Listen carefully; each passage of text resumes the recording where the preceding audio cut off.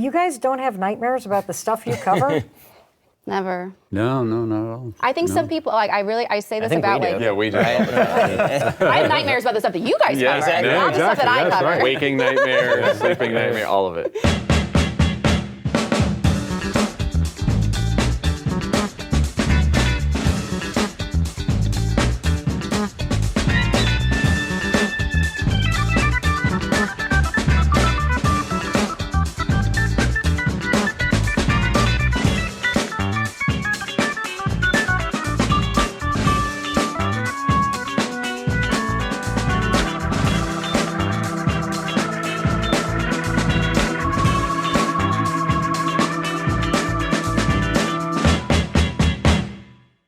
Welcome to the Hollywood Reporter's first ever podcast Roundtable. I'm Julian Sancton. Thanks everybody for being here. Some of you have been at this for 30 years. Some of you have been at this for a decade. Podcasting is a relatively new medium, but I want you to look back to when you started. Would there be something that would make you cringe? I mean, Dax, when you think back to those first episodes, what embarrasses you? Well, the very first episode of Armchair was with my wife, and I thought, well, this is a slam dunk. I'll get her in there, knock that out. And as soon as we got going, she was resentful at me because she had wanted to go to Michael's to get some fabric, and this was getting in the way of her trip to Michael's. And we were just bickering, and then she was like suspicious I was going to try to out her to get some exclusive. And we just fought for 2 hours. And then we edited it, and I was like, oh boy, we're not going to sell many Samsung washing machines with this. And I played it for her. I'm like, I don't know. I mean, should we release this? And she's like, I kind of think it's the antidote to like what people think about us. Like, I actually think it's our responsibility to release this. So weirdly, that became an accident that we just decided to release. And then, we wouldn't have guessed this, but people were like, they loved getting to see that side, like kind of a more real, authentic, vulnerable side. And that kind of informed which direction we ran in. So I would say, in my case, there was like a happy accident in that it was a disaster, and people liked that disaster. You couldn't pay me to listen to my first episode again. Not a chance. Why not? I think I don't even sound like the same person 8 years ago. I think it was like a very like, I hope you like this, and please listen and tune in. Like, it's so new. And we edited on GarageBand. Like, everything about it was so raw. It's not what people would expect now. Yeah. And I think, like, little me, I don't know. I think I would be harsh on her. Keith, do you think you found that distinctive voice of yours immediately, or? Oh, no. I'm 412 years old. It didn't come along until I was about 300. Who was the vampire that converted you? I forget his name. Looked a lot like you, actually. We didn't know how to do podcasts at Dateline. We didn't think we knew how. We do television shows. So when they came to me and said, we ought to do a podcast, and we should do it about this show that we had done called The Thing About Pam, because things kept happening. I said, this will never work. Who would want to listen to such a thing? And where would they hear it anyway? And But they pay me, so I agreed to do it. And we had an outside company help us with it, since we felt incompetent ourselves. And they weren't very good at it. And the next ones we started doing ourselves. But when I listen to it now, it's like, oh yeah, I wish we could have done that ourselves, that kind of thing. I think cringe is part of it. If you feel cringy doing it for the first time, you're doing it correctly. So our first episode, I really relate to you too. Because I was on the floor of my closet on my 54th birthday was when we released it, so it was a couple weeks before.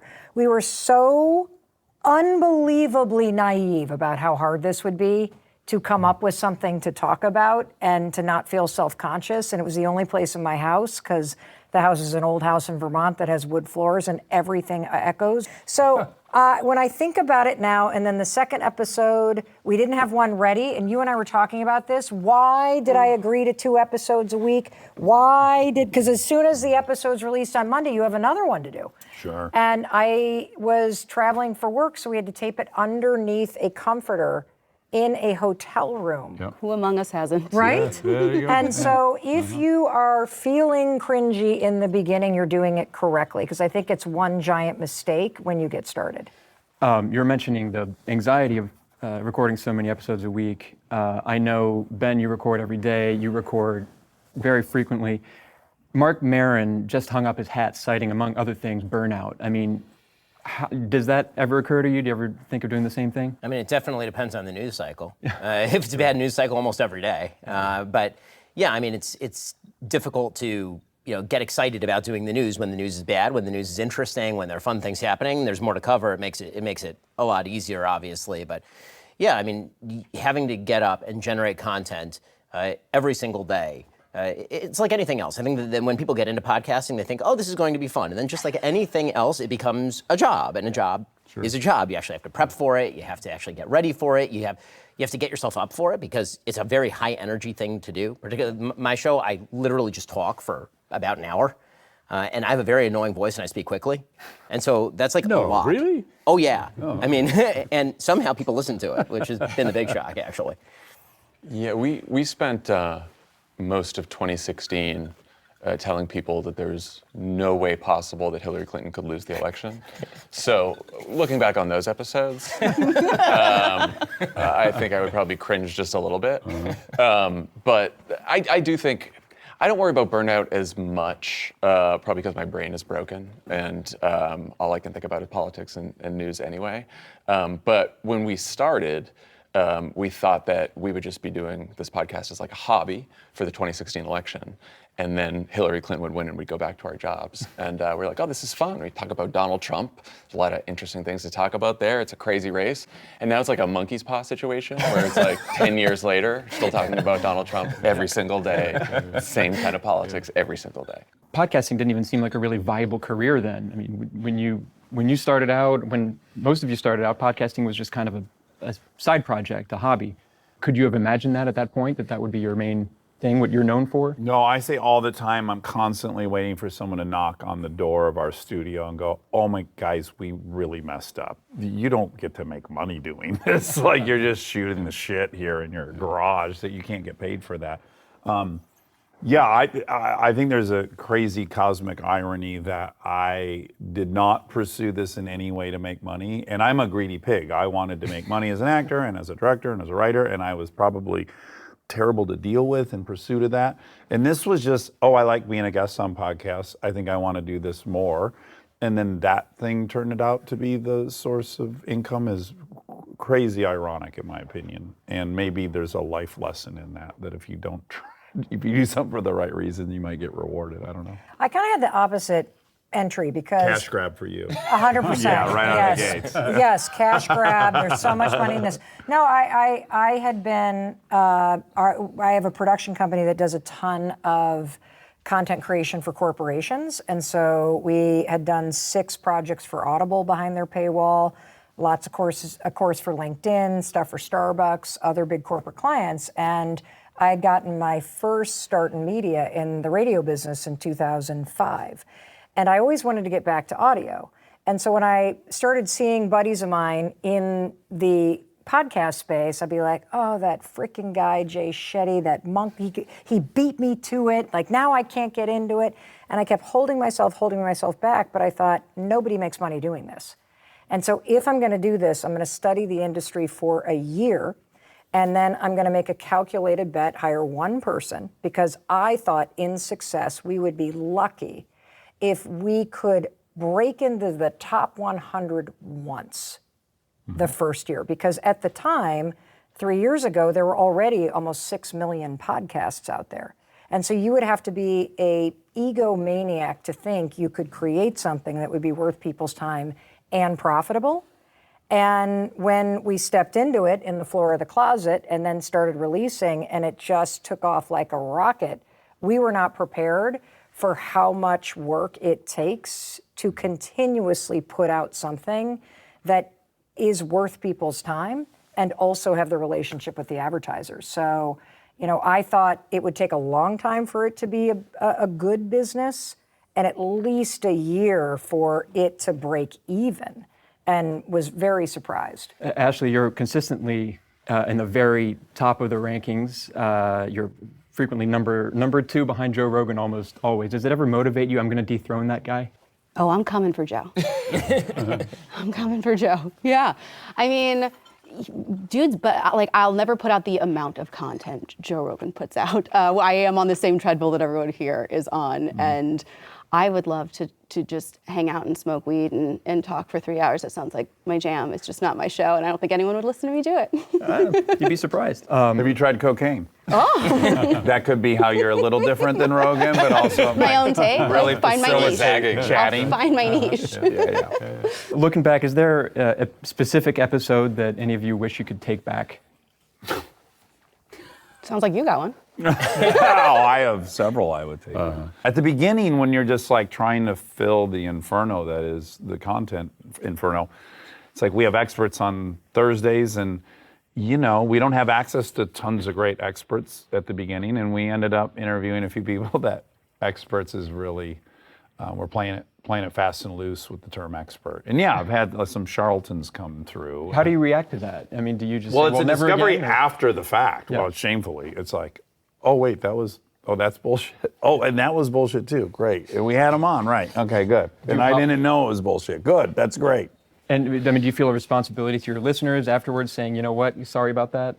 I think I have thrown a couple guests under the bus. Yeah, just as an apology, not even to throw them under a bus, but just like, oh yeah, I should have probably known more about that person. So yeah, at the beginning, I think we had some. I mean, Mel, you have similar, you have experts from all ranges on your show. Have you felt that kind of? No. No. No, because Good I don't rant. release something that I can't stand by. And we have a crazy rigorous, I'm not trying to, I have a very different approach to it. So we'll probably put 100 hours of work into every episode that goes out in terms of the number of people that are involved in the pre-production, how we book our experts, how we screen them, the post-production process, the listen-backs, the watch-backs. We do collaborative social media with Harvard Medical School, with Mass General Brigham. And so we have plenty of episodes that we have not released. We have people that have come on our show and said things that, they're absolutely reputable, but may do something in their own life that I would not stand by.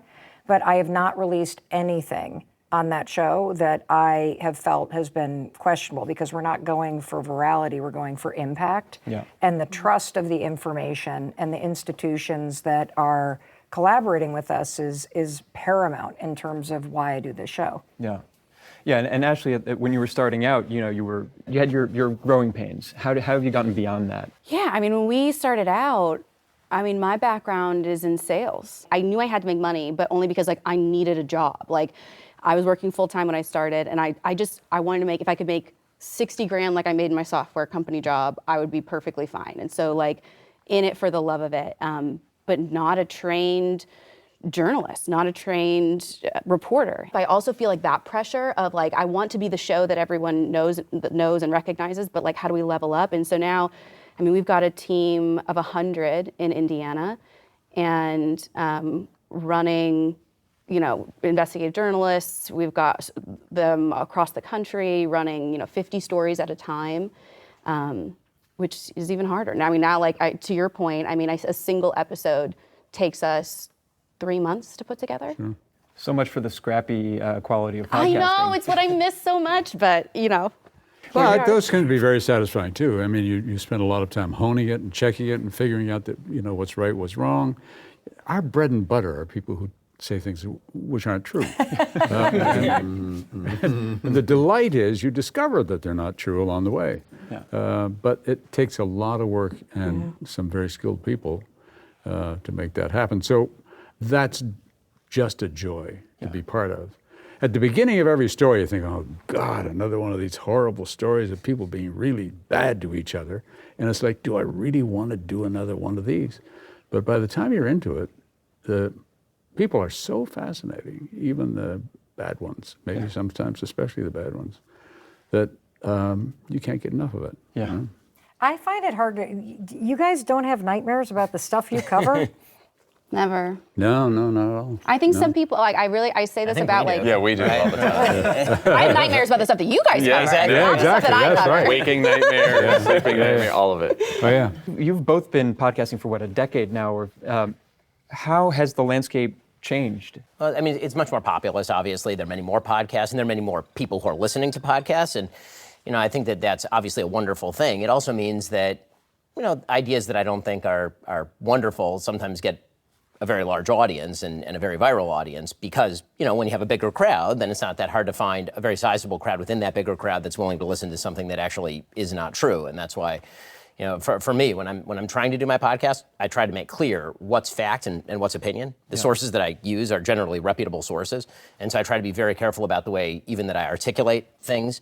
If I want to die on a hill, I want it to be a hill of my own making. I want to express myself the way I want to express myself. And so I'll tell my producers, if you hear me say something that sounds like it's not out of my mouth, please tell me, because I'll go back and we'll try to cut that one phrase. And but I think that's been the biggest shift is, as you have a giant crowd that goes to anything, that means that there's a niche for legitimately everyone. And in our space, in sort of the political space, where that has ramifications for real life, right? How people live and the policy that's made, that definitely has a downside as well as an upside. Right-wing podcasts have been ascendant. And at this point, it seems like there's a bit of a fracture. Can you comment on that? Sure. I mean, it's reflective of a fracture that exists on the right. I mean, I'll let John speak to what I think is a fracture on the left. I think there's always a danger in politics that your mainstream is captured by a radical fringe. And there's always an energy to the radical fringe that's very attractive to people who are mainstream, and mainstream people try to sort of foster it, use it as jet fuel for their movement, and political actors in particular will try to do that. And if you don't actually draw a moral line somewhere, then your movement is pretty quickly captured. And I see that fracture obviously has emerged on the right. I've been worried about it for quite a long time, actually. I got into this because of the ideas. I actually, I've been in the political business since I was 17 years old. I'm now 41. So I didn't get in this because I was interested in being famous or being wealthy, and I'm glad that many of those things have happened. But if I get all of those things, but my ideas don't succeed, or if they're defeated by what I think are really terrible, horrible, bad ideas, then I haven't done what I sought to do when I first got into this industry.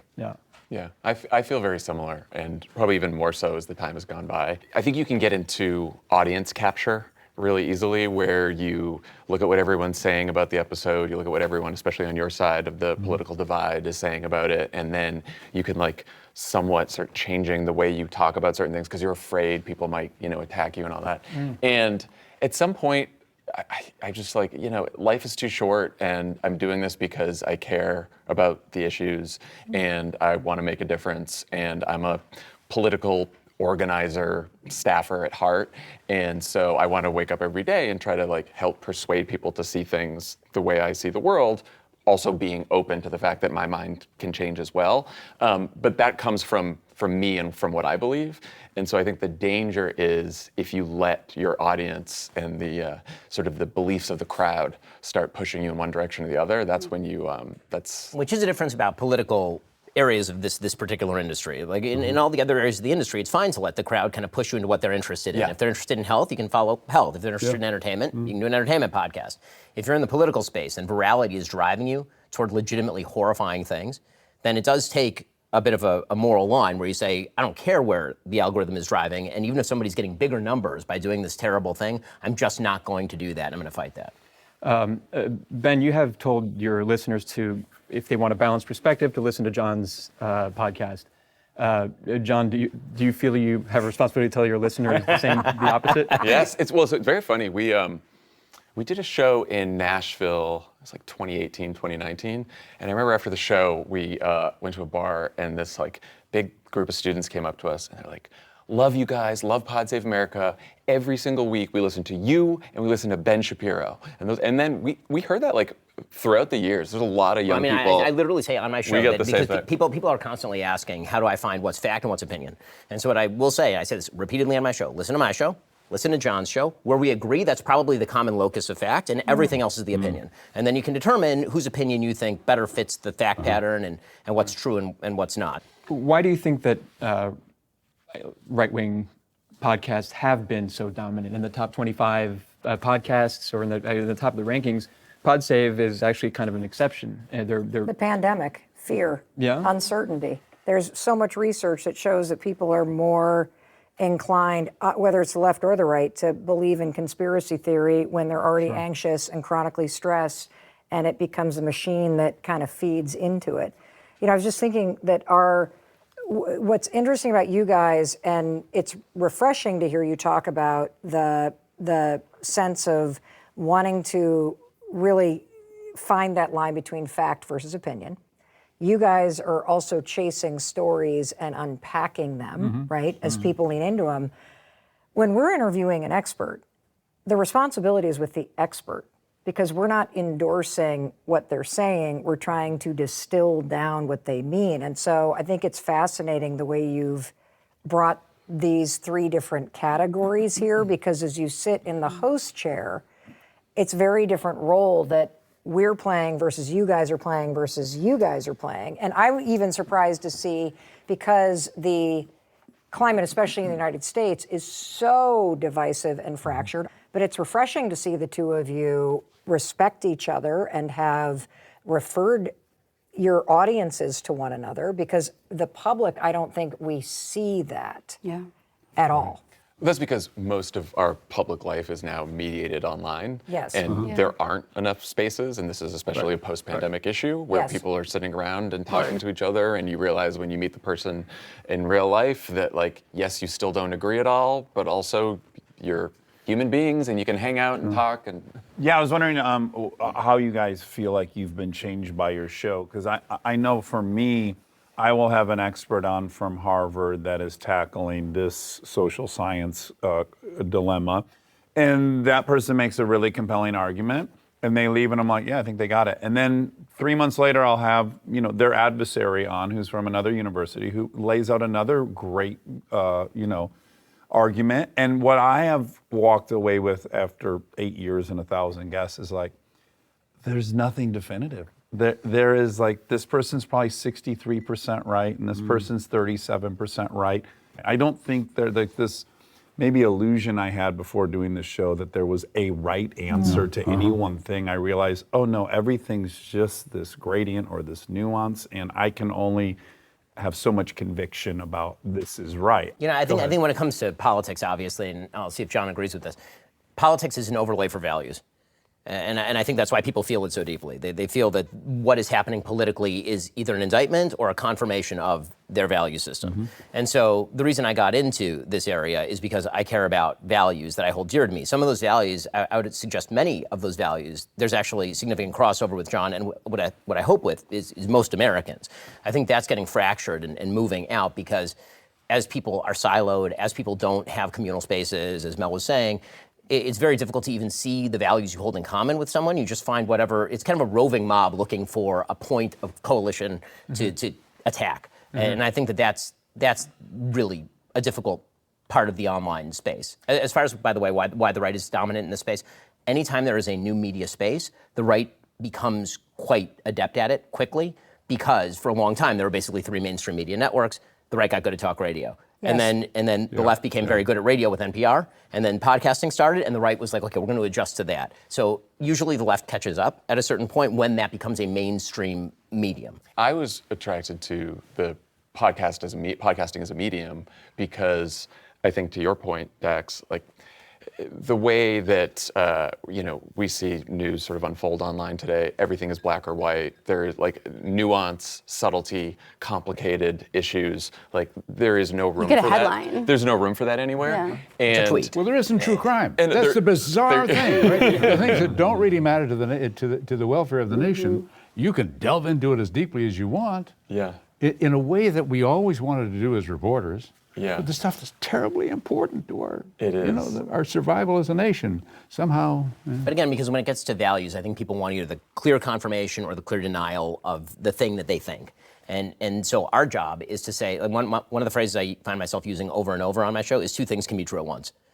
Right? And people have a very difficult time with that. Yeah. They want the one thing true. to be true that they already think. And like, I remember just, doing cable news appearances, and you've got 5 minutes to make a point, and you will get questions like, so do you believe that or not? Yes or no? And everything is very black or white. Sure. And you get on a podcast and you can talk for an hour and have a very nuanced discussion about an issue. And I just think it's better for at least in the political sphere, it's like better for the country to hear that nuance and to hear all the different angles on an issue. But you used a word a little while ago before we started this, algorithm, which is it's the monster in the room, I think, that we're not talking about. What have algorithms done Well, I mean, if the political algorithms discussion. if they're designed to drive you to watch more of the thing, and I'm sure Mel can speak to this better than I can. If they're pushing you to watch more of the thing, it's a sugar rush, right? It's an endorphin rush, and so if you click on the thing, then the algorithm is going to feed you more of the thing. Well, and I also think it's two different conversations. There's podcast as a medium, and then there's the marketing of podcasts on social. That's right.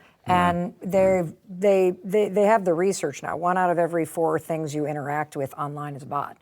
They have the research around the infiltration of information targeting certain people that came in to social media networks in the last 3 or 4 years. Because when you ask people, based on the research, how do you define success? And you give them 60 factors and you're forced to rank 1 to 60, not either or. Of hundreds of thousands of people rank the top 10 things, 8 of them are the same.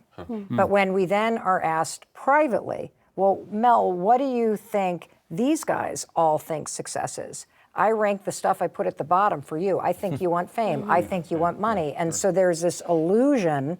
Again, we value a lot of the same things. Of course, we disagree on how to make it happen, but it's now become the loudest, most extreme voices dominating everything. This is such a good point, and I think that it also goes to attribution of motivation, right? Meaning the idea, this sort of emotivism, where it's, if I assume that you and I want the same things, we're just having trouble on how to get there, then we're good. But that's not where we are politically. Well, you guys are even modeling it, by the way, because you asked him, well, what do you think? And you asked him, and you're referring people. And so you're modeling what, I mean, we're old enough to remember a time when people on either side actually got along and talked about things, and politics was very different. But what I was going to say is, if you think about where this is all coming from, it's coming from platforms that make money by people spending time in them. So the more it's crazy, and you guys invented marketing to the curiosity gap, so you know what that's like in terms of how to create a headline, how to create interest. That's different, though, than long-form podcasting. I love podcasting because it's audio first. If you think about how intimate it is, the majority of our listeners are still audio. You might even be in their ears. You're in their car, you're in their home. You could be working and nobody's seeing what you're watching because it's not video, you're listening to it. And so there is an intimacy and a two-way conversation that is available to you in this format that is so incredible and so exquisite, and it allows you to consider different topics or to consider your own experience in a way that you're not having to broadcast to anyone else. Like 10 years ago, I wouldn't be caught dead walking into a self-help aisle because I don't want to admit that I need help with my narcissist is so-and-so and buying the book. But I can select a podcast episode that I can listen to quietly, and it feels like this intimate long-form thing that is totally different than every other medium that is predominantly visual and on display, which you feel separate from. That's why I love this so much, and that's why I got into it. The discussion, the exchange that we're seeing that you were talking about, that it's uplifting to see people from opposing viewpoints coming, having an exchange and a discussion, that rarely happens. I mean, you guys aren't on each other's shows. One of these days. You heard it here first. But there is the risk in the podcasting, the very siloed podcasting landscape, that it can lead to an echo chamber environment. Obviously, I think the number one thing that everyone's looking for when they listen to a podcast is the authenticity of the person who's speaking. Right? They want the authentic thing that person thinks.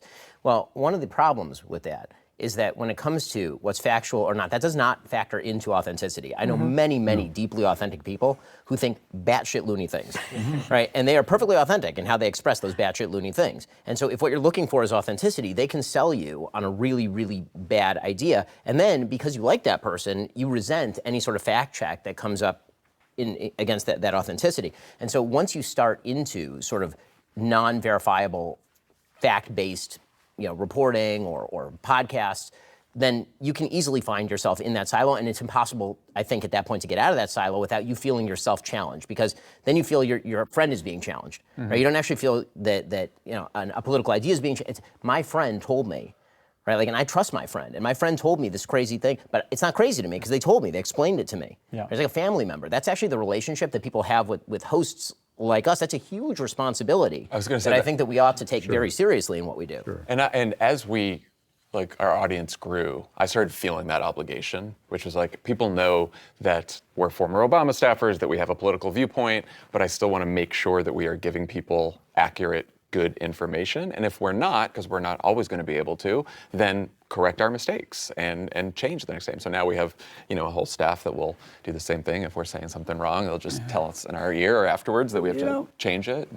A lot of what you're talking about, though, was people identifying with the host and people therefore being changed by what the host is saying and kind of buying into that argument. And then, that's been going on for a long time. And in various, it doesn't matter whether it's radio or television or newspapers or whatever it is. But, in America, what really began to make a difference was Christian radio and Rush Limbaugh. And those things were on radio. They were kind of the podcasts of their time, and they really are very similar to a podcast. But it attracted people in the very same way. What was different and what is alarming and scary, I think, is when social media enters the scene and you get this algorithm doing its work, and the most extreme views get the most attention, the viral nature of it. I want to potentially get in trouble and say we're ignoring the rise of the right-leaning, male-driven podcast. Why did that explosion happen? I think a big issue we have is 21% of the country is a group of young males who are plummeting in every metric we have. They have the highest suicide rate, they have the highest addiction rate, they have the highest gambling, they have plummeting college attendance. So you have an entire group that if it had any other name, we'd be like, guys, this group's failing and we need to help and we need a game plan. No one was offering one. And then a bunch of male podcast hosts stood up and said, hey, I think this is crap. And a lot of young men went, oh, someone does still care about us. And so if the left is mad about that, they should have had a plan for young men. I want to talk about Charlie Kirk. How did his killing and the fallout of that change the way, especially those of you who deal with political subjects, change the way you approach your podcast and also live events? Well, I knew Charlie for a very long time. I knew Charlie since he was 18 years old. I met him when he was like a kid going around at various political events and looking for donors for TPUSA. Obviously, I think that we have entered a new era in terms of the acceptability of political violence. I don't think that's relegated solely to what happened to Charlie. I think there's a lot of it in the air. I think it's been going on for a while. I've had full-time security, 24/7 security for approximately the last 7 years. I have 4 kids. My kids have security. Like, this is just kind of a normal part of life, unfortunately. Can that become normal? We try to make it as normal for them as humanly possible. They're friends with the security Does it feel team. good to have security? Of course not. I think it's horrifying that I need security. But if I didn't have security, then I'd be in serious. I get legitimately hundreds of death threats a day. It's a massive, massive problem. And that, again, I think that there's a climate of acceptability. There are permission structures for violence that have arisen in our society. Yeah. And again, I will not say that it's relegated only to one side. I don't think that it's relegated to one side. I do think that it is more deeply embedded in one side than the other. I'm sure John would argue the opposite, but I do think that the sort of willingness to suggest that the system has failed you, thus the only solution to the system is violent activity against representatives of the system. And whether you're talking about Luigi Mangione, whether you're talking about Charlie Kirk, I think that that's horrifying, and I think it's evil, and I think that it's one of the great plagues of our society. It's making things significantly, significantly worse in every possible way. Are you changing the way you're doing things? I don't do changing the way outdoor you're events. seeing I would things? never have done outdoor events. No. Like that. What Charlie was doing, being in an outdoor event, my team had told me years ago, you can't do outdoor events like that. Yeah, we had always thought about making sure there was security at our events. Obviously, think about it more now. Yeah. I was absolutely horrified, and it really shook me up in a way that I hadn't even anticipated. But also, to Ben's point, sort of the reaction afterwards, and I felt the same after the Luigi Mangione incident as well, which has the fundamental purpose of politics, the reason we do politics, is so that we do not live in a violent society where everything goes and everyone is just going to be, feeling like it's okay to hurt other people. We talk about these as incidents of individual political violence or political violence against individuals, but this is how civil wars start. This is how conflicts start, right? And it's how wars start. And so if you can't draw the line after there is an incident of political violence and say, that is, not only is it just not okay, but like this is something that we actively have to prevent.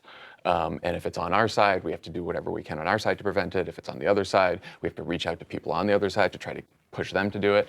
But it's sort of for me where all of the games and tactics in politics and all the arguments sort of like fall away. And it's just like, if we cannot agree on this, that we have to do everything we can to not excuse violence in this country, then like, I don't know what we're doing. I'm going to change tracks here a little bit. Ashley, you announced that Crime Junkie is leaving his longtime home at Sirius for Tubi. And now I think all of you have video elements to your podcast. I mean, at what point is podcasting now becoming the new TV? What goes into now creating an episode of the podcast, of this narrative storytelling that lasts 40 minutes to an hour and 20 minutes? I mean, it's like making an episode of TV. Yeah.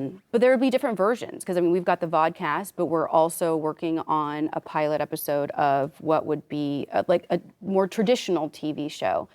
I think it's going to become increasingly more normal to see it on, I think, the platforms. But why is there such an imperative for video when this is, it's an audio native format? Because it's a business objective of the platforms that syndicate the product. So YouTube makes their money on advertising, and so they've gotten into podcasting to run ads that they can take a share of. Apple and Spotify, you can do both audio. Apple's not video yet, but they have a subscription model, so that's sort of their business model where they make more money on podcasts. And Spotify has now just launched their own video publishing platform and their own ad network. And so, the main thing I want to say, though, to anybody that's watching that's interested in getting into podcasting is, if you want to compete at a global level, you got to figure out strategies based on platform, which is a giant pain in the ass. It's a ton of work. It's also fun to figure out. I mean, our product, probably same as yours, Ash, it's different on audio than what we put out on video for YouTube, because totally different audiences and also different monetization schemes.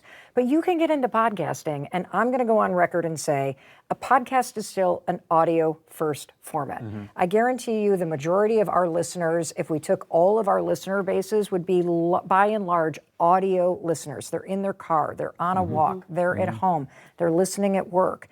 That they are not yet fully converted to the show as a TV show, because I don't know about you guys, but we got into video because we were like, okay, we're going to record it, might as well film it, and we can use this to market it. And we'll put it up on YouTube as just a longer form version of it, right? We got into it because we're finding that the audiences are completely different. Yes. There are people who will never go to a podcast platform and listen, but they're watching. I was going to say it's super gendered. Like YouTube is predominantly male driven. So when you're looking at all the, manosphere podcasts that we're working, they were working largely on YouTube. And we have a predominantly female fan base, which I love and cherish. I'd certainly rather be approached by women in public than men. Same girl. Yeah.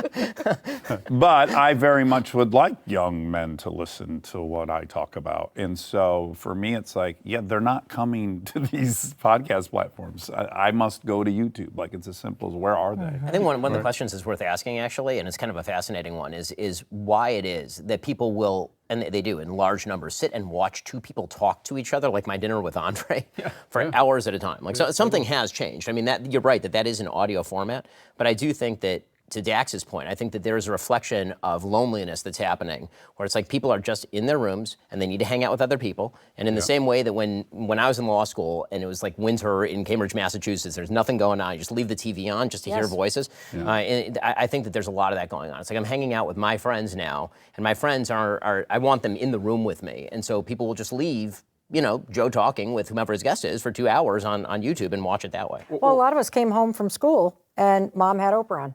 I mean, and so a lot of us grew up seeing the old school talk shows, Donahue, Arsenio Hall, Sally J. Raphael, this is what we grew up on. And so I think it's migrated back to that from a video standpoint. But to your point, if you look at our data, somewhat like 40% of the people that are watching on YouTube are watching on a large screen. And that's a huge jump from where things were just 2 to 3 years ago. Dax, did you resist this at first? Yeah, I did. I wanted nothing to do with video. When we went to Wondery, they said you have to do video on some portion of the show. And I said, okay, well, I can do video with the experts because it's not as emotionally driven. It's not as vulnerable or personal. But then we had a couple guests that were up for it. And then I found really quickly, like, oh, we paid no price for this. They were just as open. They were just as emotional. People cried just as often or laughed as much. You know, whatever it was, I was wrong. My fear was wrong. And I like the idea that, yeah, a lot of dudes are going to prefer to watch us than listen. And I like that. So for me, there's really been no downside other than the, like, logistical mess of making, you know, a show with 7 video cameras and editing and all that crap. Dax, you've interviewed several of the people at this table. Sure. You've interviewed Keith. How do you think it went? Keith is a very hard nut to crack because he's very Canadian. You make the Canadians proud. Sorry. And he felt like it was very indulgent to talk about himself. And I had to keep saying, Keith, it's not indulgent when you're the guest whom we are dying to find out about. It's not indulgent. I'm forcing you to open up. But we have a segment our transitional element when we go to commercial, and it says, stay tuned if you dare. And that's Keith. I made him. I put him in a very awkward position and asked him to record that for me. And then we've used it for 8 years, and people love to guess who it is. And you aren't taking a percentage of the ad? Well, I sent him cash in the mail one time, hidden in a box of crackers. Maybe? Yeah. Yes, like and that. he immediately forwarded that to a charity in his neighborhood. So I tried to give him money, and he's too good of a person to have accepted. Stop it. Yeah, and it was untraceable. It was cash money. That's terrifying. I've never listened to that show. You know, I don't think I could. Because it's too revealing. Maybe. Yeah. I don't know. It's pretty common for people to appear on each other's podcasts. How do you decide what to save for your own show and what to share on somebody else's show? I mean, do you kind of plan that, or do you just see what happens?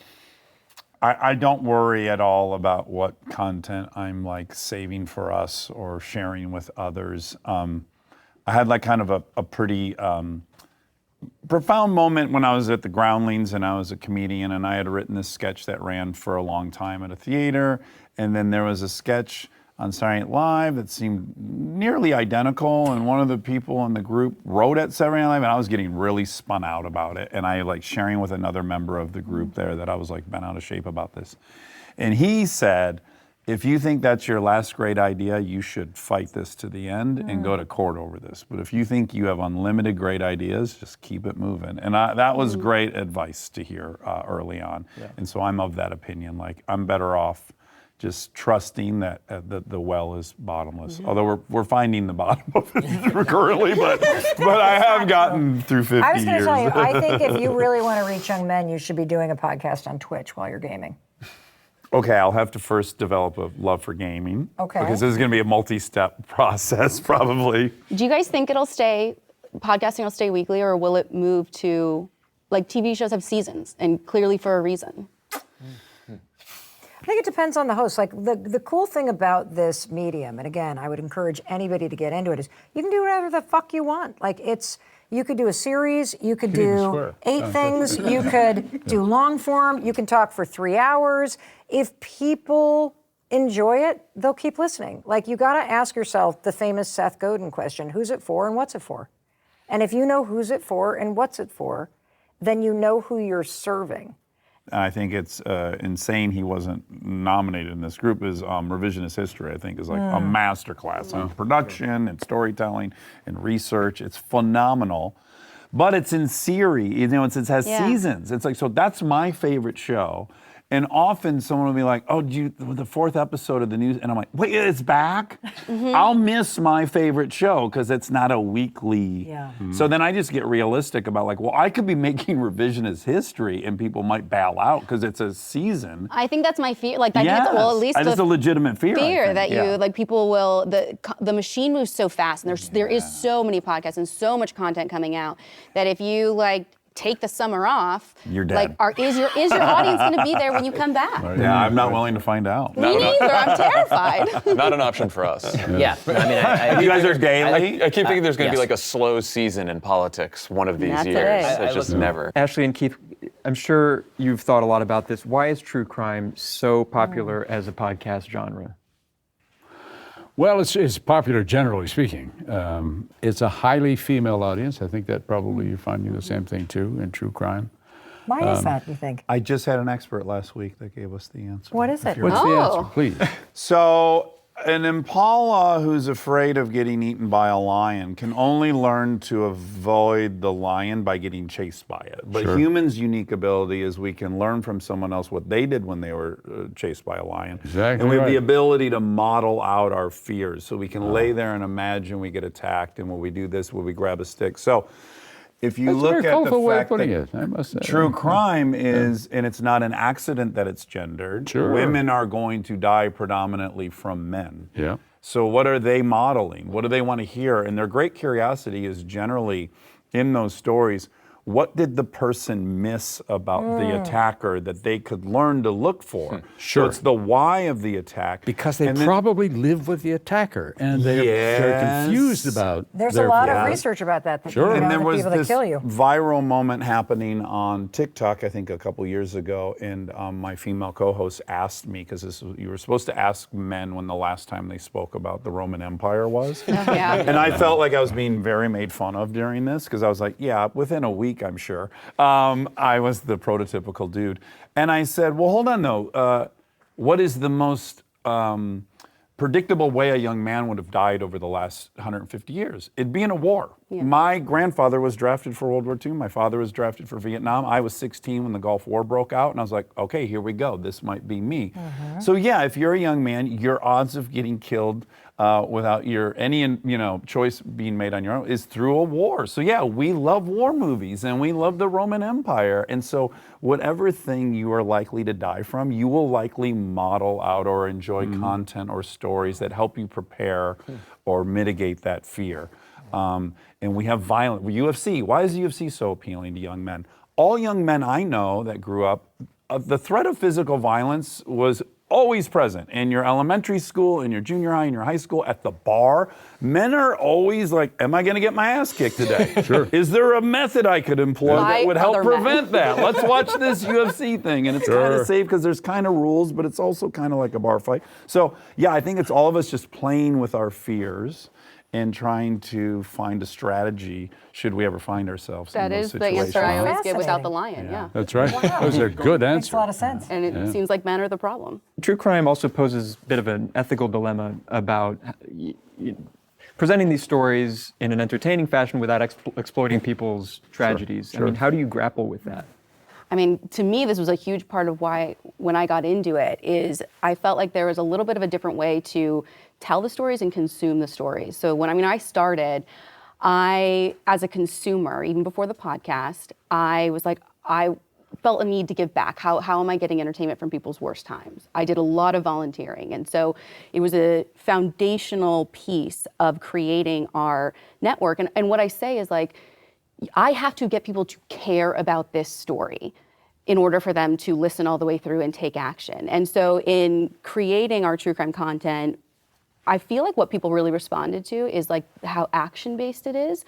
We cover a lot of stuff that's still unsolved, and we give people real ways to get involved. I mean, we are also done a ton philanthropically. I started a nonprofit that has funded a ton of like DNA solves, naming Jane and John Doe's. We partnered with over 260 nonprofits that we've funded. So that was, to me, a big mission because it felt bad as a consumer. And so I wanted to really try and understand, like, how could we create this content in a way that actually doesn't make the worst time in someone's life worse, it's making the world better. Well, that's right. I mean, we deal with things which are the worst time in certain people's lives, and it doesn't matter which side they're on. The people who do a terrible thing, it becomes the worst thing in their lives too. But you know, the victims, you have to be very, very careful with them. And launching a story, starting the reporting on it, is always a very hard time for me. I always have a kind of a crisis of conscience about whether we should be doing this at all. And especially, for example, if it's a kind of a Goldilocks story or a Little Red Riding Hood story where it's a little blonde girl, and so the whole world seems to be really interested in this little blonde girl because it's a kind of a template for humans, I think. And the the less attractive textured skinned girl is not going to get the same attention, and certainly not a boy. So, I mean, there are a lot of tropes that are at work in this, and you're aware of all of them. And so when you head into covering a story, you better damn well have your moral compass with you as you're doing it, and otherwise you're just terribly irresponsible. And I think it's, flirting with the edge of responsibility sometimes anyway, to tell people's personal stories this way. I want to end with a lightning round of questions. What's your preferred podcast listening speed? 1.5. Really? Wow. Oh my God. At least 2, maybe 2.5, depending on the speed of the normal Oh talker. my God. I feel like I now know how you make love, and I'm not interested. That's a visual I was not Oh, looking you're in a for. hurry. 1.5 aren't is you, John? slow compared to Oh something. my Where do you God. have to be, John?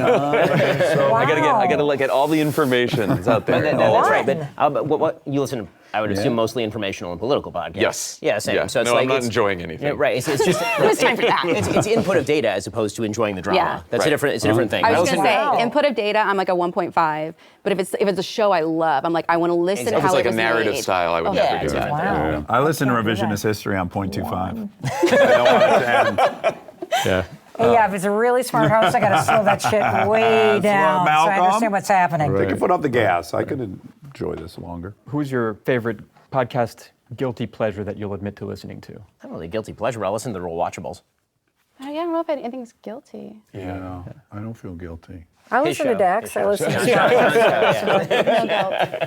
And I guess in conclusion, in 10 years, how do you think podcasting will have changed, and will what you're doing now be relevant? It's fast. It's so fast. It'll be different, totally different. Yeah, I'll just say there's this kind of endless desire to categorize it like, if it's on video, is it not a show? It's like we're really kind of mired in what category and what definition and in 10 years. And to me, it's all kind of irrelevant, and I'm not sure who's even dying to know. Is it TV? I keep hearing that asked, but I don't meet anyone. It's like, I'm nervous whether this podcast thing is TV or not now. Nobody feels that way. And similarly, I don't know that any of us are like, in 10 years, I don't believe that that's what we think about. I think we'll just keep showing up where the listeners are. And the ride could be over. I often think, as I hope all of us here do, is like, holy shit, did we get lucky? I came into it like you. We talked about this. I was going to name the show the 1,000th podcast because I was already insecure that there were already too many and I was late. And then lo and behold, I'm in the right place at the right time for these big deals to happen. And in a time where millions and millions of people will consume this thing you make in your garage. Like, what a gift. It'll go away. I hope I'll be, grateful enough to just go like, you got lucky, brother. You got to hit one of the hot streaks. And that's what it is for me. Like, I have nothing but gratitude. It could end. This has been, I can speak for me, entirely too good of a job. And suspiciously so. So if it ends, I'll be like, yeah, I knew, I had to come. I mean, we were getting away with murder. I think one of the coolest things about it is to think Our about the job's not long over. tail, and that given that at least for the show that I do, which the mission is really to help people create a better life, and to give people access to research and information that can help them do it for free. I love thinking that 50 years from now, somebody could bump into an episode because it's evergreen. And that hopefully, whatever platform it's on, whether they're listening or they're watching or they're absorbing it through the chip in their head, that it helps them take the next step. And so I just love the fact that this is, when you think about the digital content and the fact that as entrepreneurs, if you set it up right, you own it.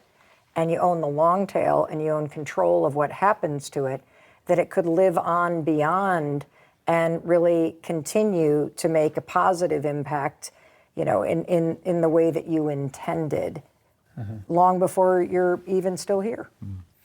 I think there's going to be plenty to talk about in Trump's 5th term in 10 years. God, no. I think our job will persist. I think that it's the same stuff that people have been doing since they were sitting around fires, 10,000 years ago before the domestication of the dog. I mean, like, some of us are going to be telling stories, and some of us are going to be speaking with the village elders about, how to make your life better, and some of us are going to be trying to debrief about the news of the day. That fundamentally isn't going to change. It's just maybe the method of consumption will change.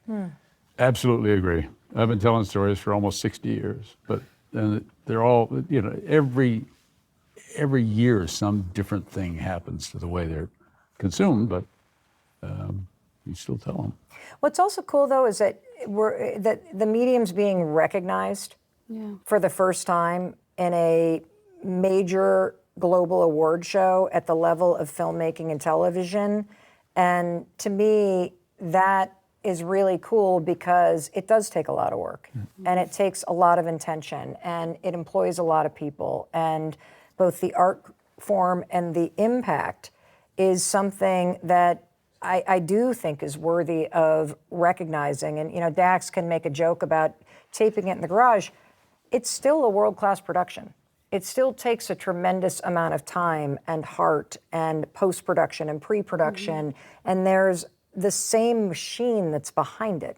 And so I'm also really grateful that the listeners know this, but that the industry at large is seeing that this isn't just some eye-roll thing in somebody's basement, that this is truly something that is a professional production. It takes a lot of work, a lot of time. There's a lot of care that goes into it if you're doing something where you're competing at a global level, which we all are, and you're making an impact on people. And so I also am excited about that. It'll be interesting to see what happens in the next 10 years. This has been wonderful, everybody. Thank you so much. I'm really thrilled with the conversation. Thank you. Thank you. Thank you. Thank you, guys.